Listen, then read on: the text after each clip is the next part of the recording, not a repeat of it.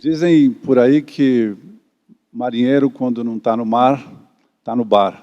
E foi assim que a minha vida começou, no Ritz, em 1982.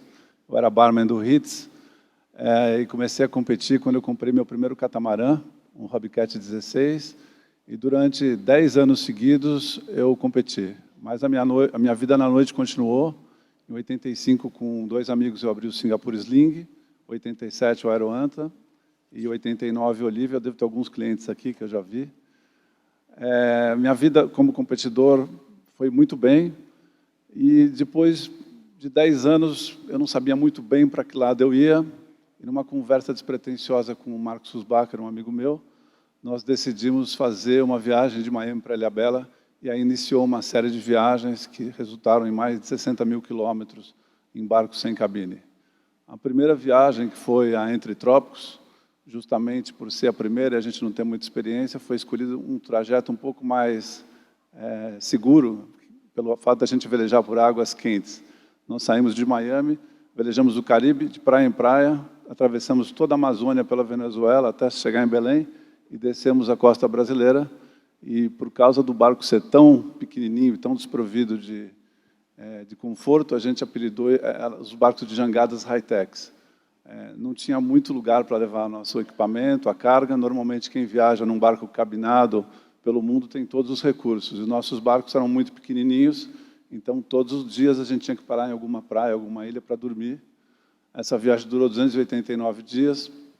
E quando eu cheguei em Ilhabela, eu tive um choque em pensar que eu passei 10 meses em cima de um barco tão simples, ter sido um ano tão feliz, e a minha mala pessoal tinham 3 bermudas, 3 camisetas e uma sandália havaiana. Foi um ano com tão pouca coisa que eu vivi tão bem. A segunda viagem, alguns anos depois, foi bem oposta à primeira, uma viagem fria, mais desafiadora pelo fato de a gente dobrar o Cabo Horn. Nunca um barco sem cabine havia feito uma viagem tão radical. O sul da América do Sul é um lugar onde tem muito vento, muita tempestade. Aqui as dormidas, os acampamentos eram mais difíceis, porque as praias eram de pedras e nem sempre a gente encontrava praia. Essa viagem durou 170 dias, e quando nós chegamos no Rio de Janeiro, depois de terminada a viagem, eu pensei, bom, onde mais nós somos capazes de ir? E veio a ideia de atravessar o Drake, porque um amigo havia brincado conosco, havia dito que nós já havíamos subido o Everest de sandália havaiana. E a travessia do Drake era um salto muito grande em logística e segurança pelo fato de a gente atravessar o pior mar do mundo com esse barco. Nessa viagem, nós não tínhamos 2 barcos, e sim um barco de apoio. Foram 2 meses, a logística foi uma logística muito sofisticada, e eu considero, das 7 viagens, a viagem mais perfeita em termos de logística. No ano seguinte, nós fizemos Miami e Nova York, numa competição, e em 2005 veio a Rota Boreal, uma viagem igualmente fria, também num barco de 20 pés, aberto, e durante 90 dias nós exploramos a costa do Canadá até a Groenlândia. Passado essas 5 viagens, de norte a sul, onde a gente conectou a Antártica à Groenlândia, veio a ideia de fazer uma viagem oceânica verdadeiramente, atravessar o maior oceano do planeta, o Pacífico. Só que, nesse momento, a viagem mudou completamente, porque nós íamos passar semanas em cima do nosso catamarã, sem ter onde parar. A primeira escala foi Ilha de Páscoa, que foram 18 dias depois. Era um aprendizado novo, vinha o questionamento, como que nós íamos dormir, como a gente ia se alimentar. E foi um aprendizado. Essa viagem foi a mais longa de todas em termos de distância, não de tempo. Foi a viagem que mais quebras houve, pelo fato até do barco não ser exatamente o barco mais apropriado para isso. Em 2013, a mais recente das viagens, junto com o Igor, meu companheiro, um francês, nós saímos de Cape Town e atravessamos o Atlântico. A diferença dessa viagem em relação a todas as outras é que essa viagem nós não tínhamos escalas. No dia que a gente saiu de Cape Town, a gente sabia que a gente ia ter que pisar o pé numa praia do Brasil, e a gente esperava que fosse Ilhabela. E assim foi.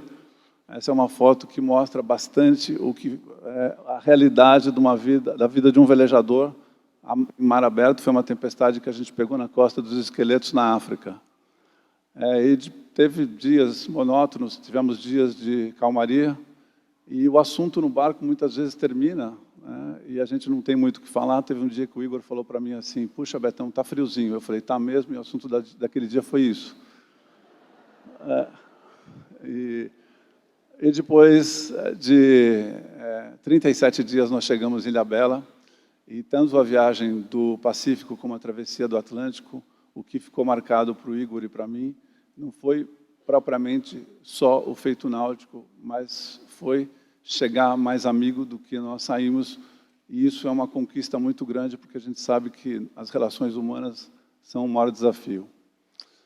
De todas as viagens que eu fiz, eu separei uma história para contar para vocês hoje aqui, que tem a ver com conexões, que aconteceu na primeira viagem, quando nós saímos pela floresta amazônica, porque vocês estão vendo no mapa que a gente entra pelo rio Orinoco.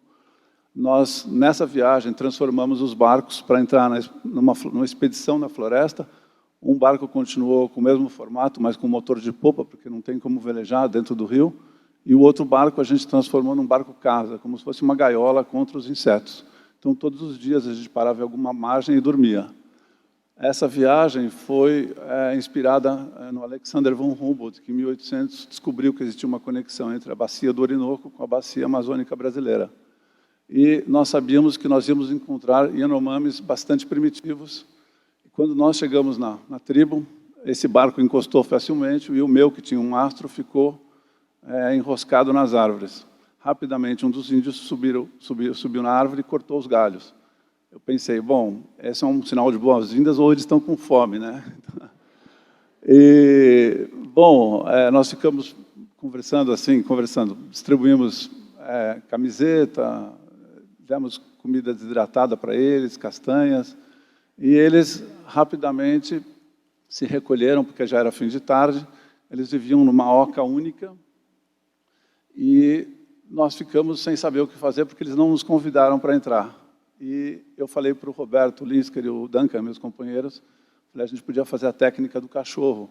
Senta na porta e vai entrando devagarzinho. Se eles não falarem nada, a gente entra na oca. E entramos na oca, e eu fiquei chocado, porque era uma oca única, eram 7 famílias, todas em volta do seu fogo, com redes estaqueadas, cozinhando um tipo de uma raiz. E o Roberto Linsker vira para mim e fala assim: Betão, o que nós estamos vendo aqui é a mesma imagem de 3.000 anos atrás. Eu falei para ele: então, se a gente entrasse numa máquina do tempo e viajasse 3.000 anos, a gente veria isso? Ele falou: exatamente. Aí eu me dei conta que eu estava 3.000 anos para trás. E eu fiquei imaginando o que aqueles índios pensavam da gente. Porque aqueles barcos estranhos, né? E eu me dei conta que eles não sabiam absolutamente nada. Aqueles índios, até 5 anos atrás, nunca haviam visto um homem branco. E eles sabiam o limite da floresta. Então, eu tive a ideia de ir até o barco pegar um Walkman. E peguei um Walkman e separei uma fitinha do Milton Nascimento, que eu tinha na época, em 94. Eu separei Sentinela, do Milton. E voltei correndo para a tribo e coloquei o fone de ouvido no ouvido do chefe. E dei o play.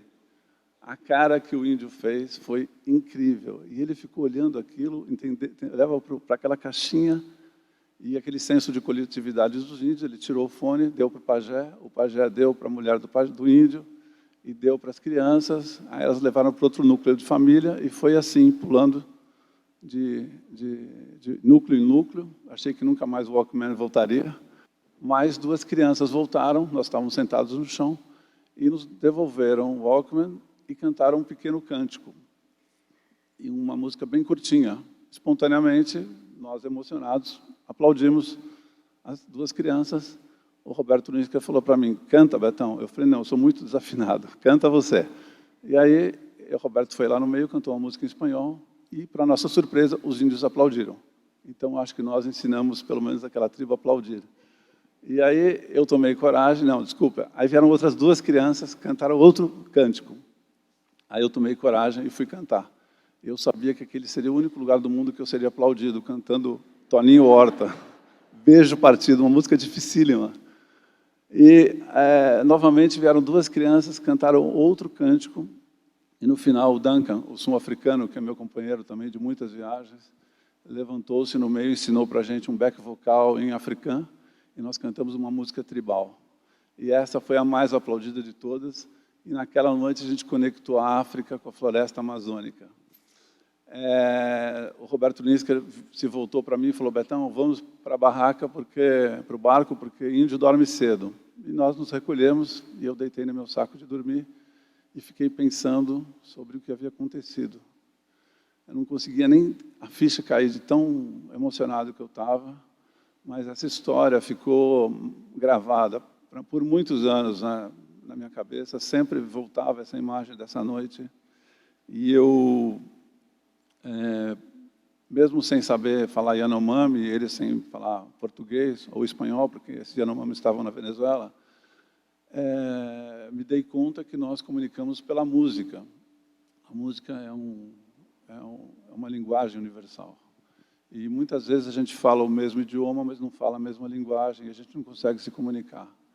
E naquele dia eu me dei conta que a comunicação, quando é desprovida de amor e amorosidade, é como uma viagem que começa e não termina nunca.